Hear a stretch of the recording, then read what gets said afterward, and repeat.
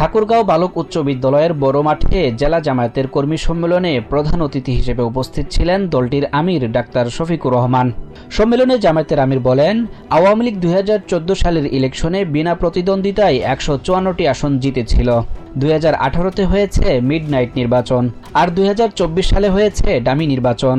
Awami League dummy সরকার ছিল বলেই সামান্য এক ফুতে উড়ে গেছে বলেও মন্তব্য করেন ডাক্তার শফিকুর রহমান।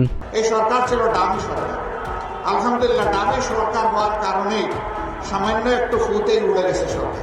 জামায়াতের আমির বলেন, যারা বিগত সময়ে দেশ শাসন করেছেন তারা জনগণের আমানত রক্ষা করেননি, তারা জনগণের আমানত নিজেদের পকেটে ভরেছেন।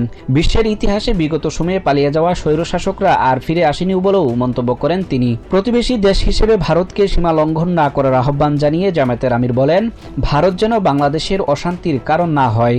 আওয়ামী লীগ সংখ্যাগুরু তকমা ব্যবহার করে সংখ্যালঘুদের সর্বনাশ করে ইসলামপন্থীদের উপর দোষ চাপিয়েছে। ঠাকুরগাঁয়ে ১৭ বছর পর জামায়াত ইসলামীর কর্মী সভায় শত শত মানুষের উপস্থিতিতে দলের বিভিন্ন স্তরের নেতাকর্মীরা বক্তব্য রাখেন। Sajjad Hossain, TVN24 news desk.